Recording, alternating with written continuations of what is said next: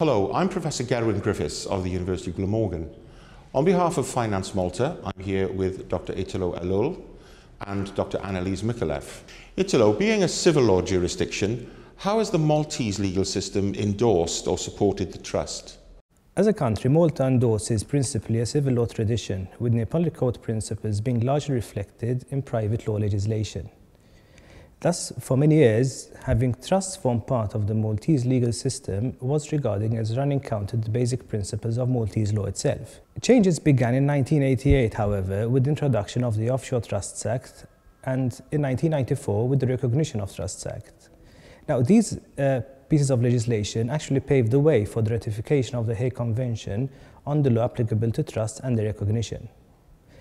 The Hague Convention sought to harmonize private international law on trusts by mainly ensuring that the signatories to such convention recognize the existence and the validity of trusts as an instrument, which, however, in the case of the convention is limited to written trusts, and also by identifying the characteristics of trusts and lay down rules for determining the governing law of trusts in having cross-border elements.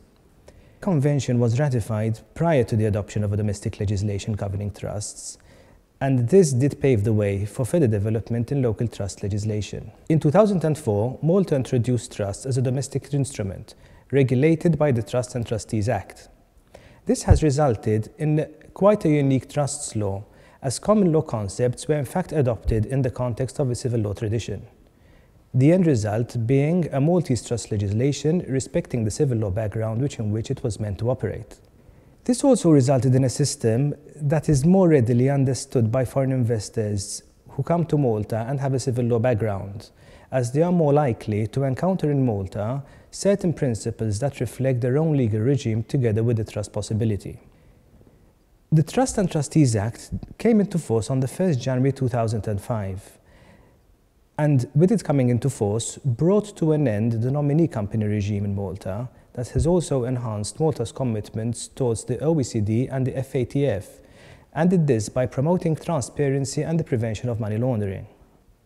This law also complemented Malta's commitment to becoming a reputable international offshore financial center. In introducing trusts as a domestic instrument, has the Maltese legislature envisaged a Maltese trust as being used primarily in a commercial context, or rather as a tool in private family arrangements as well?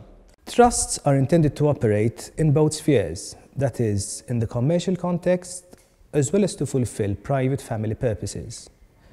Both types of trusts are regulated in such a way as to make them more suitable for the need each one is intended to cater for. For example, commercial trusts are governed by the default provisions of trust law, together with the terms of the trust deed itself.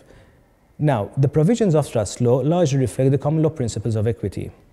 The focus of contractual basis of trusts in commercial transactions does in itself ensure certainty to players in the commercial sphere. This is very important since commerce thrives on contractual certainty. The example of commercial transactions in relation to which trusts can be used under Maltese law do in fact include the securitization of assets, collective investment schemes, security arrangements, that is basically the granting of a real or personal security by a hypothec, a mortgage, privilege, pledge, or other form of guarantee mechanism, syndicated loan arrangements or multi-creditor banking facilities, employee benefit or retirement schemes or arrangements. The legislator's intention in this respect was to exploit the advantages offered by trusts in a commercial sphere, such as, for example, the possibility of fractional ownership in the case of multiple aircraft ownership. This was basically introduced in the recently enacted Aircraft Registration Act. This is a clear example of the wealth that results from the use of trusts in specialized areas. Now, in the case of private trusts, the idea of the legislator was to create an instrument which would assist with particular family needs, giving added value over and above other instruments that are already available under Maltese law. Now we have the possibility of having inter vivos settlement on trust, where assets are settled on trust during the lifetime of the settlor, or a testamentary trust that takes effect on the demise of the settler. What renders the trust to be attractive in both the commercial and the private field, however, is the balance sought by the legislator in order to attain, on the one hand, the obligation of disclosure, especially in relation to the protection of the rights to information of beneficiaries, and on the other hand, the imperativeness of confidentiality, which in itself is an inherent obligation on trustees. Italo, if I may, given the possibility of using trusts in the commercial field, what commercial advantages could result from the use of a trust? Why do you think the Maltese trust option is attractive? Trusts as an instrument in the commercial arrangements offer a myriad of advantages. The key to the commercial importance of trusts is definitely the ring fencing of the assets held in trust. This is at the very root of the asset management advantages that trusts actually offer. Trusts also offer solutions whereby assets are held for a changing class of persons. If one were to consider, for example, the use of trusts in the security sphere, by way of example, security may be granted in favor of a trustee in a security trust arrangement, whereby the creditors are the beneficiaries of the trust. Commercially, the security can be managed in a simple manner, as it is the trustee that then would act on behalf of a number of creditors.